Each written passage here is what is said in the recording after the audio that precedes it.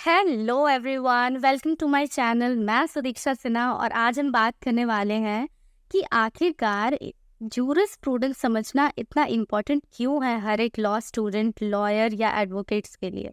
क्या जूरिस्प्रूडेंस के आजू बाजू ही सारे लॉज घूमते हैं? क्या इससे मिले जुले हैं सारे लॉज? क्या ये फंडामेंटल्स प्रोवाइड करता है सारे लॉज को? लेकिन उससे पहले मुझे एक बात बताइए, जब किसी भी लॉ को लिख दिया जाता है तो क्या उसका सही इंटरप्रिटेशन ज़रूरी नहीं है? क्या उसका सही एप्लीकेशन ज़रूरी नहीं है? बिल्कुल ज़रूरी है।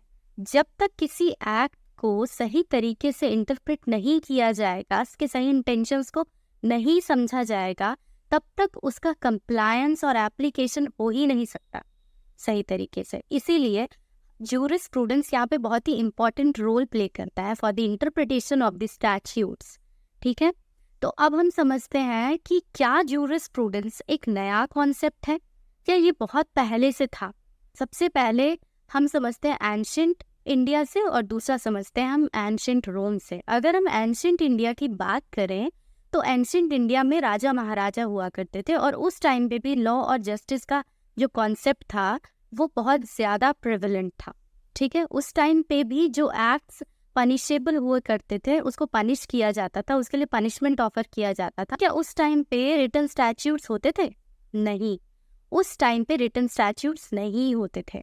तो उस टाइम पे क्या था? उस टाइम पे भी जस्टिस प्रोवाइड किया जाता था लोगों को, लेकिन उस टाइम पे कुछ रूल्स थे, rules of morality, principles of morality, principles of dharmas थे। धर्म का प्रिंसिपल था, मीन्स एक पर्सन को उन मोरालिटीज़ और उन धर्म के प्रिंसिपल के अकॉर्डिंग ही काम करना पड़ता था। और अगर उनका एक्ट इसके अकॉर्डिंग नहीं होता था तो फिर वो एक पनिशेबल ऑफेंस बन जाता था और वो पर्सन लाइबल होता था फॉर द पनिशमेंट।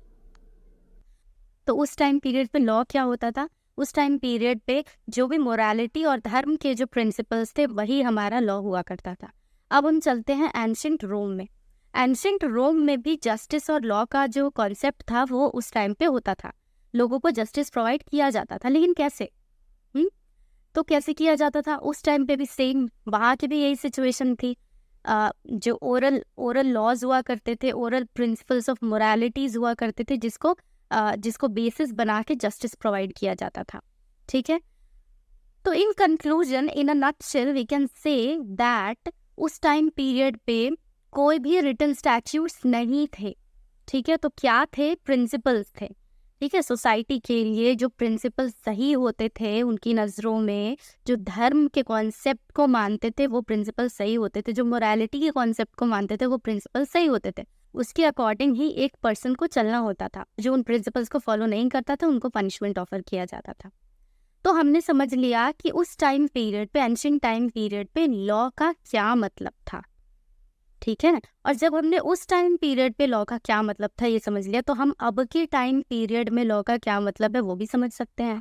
अब रिटन हो गया वो सारे टेक्स्ट, अब लेजिस्लेचर्स हो गए। ठीक है, रिटन डॉक्यूमेंट्स हो गए, रिटन नोटिफिकेशंस, ऑर्डिनेंसेस, जो भी लॉ के अंदर आते हैं वो सब उनको मानना ज़रूरी है। और जो पर्सन उसको नहीं मानता है, उसको कंप्लाई नहीं, सही इंटरप्रिटेशन के साथ उसको अडॉप्ट नहीं करता है, तो वो एक पनिशेबल ऑफेंस के लिए उसको पनिश किया जाता है। ठीक है, तो हमने समझ लिया। अब जूरिस्प्रूडेंस का मतलब समझिए।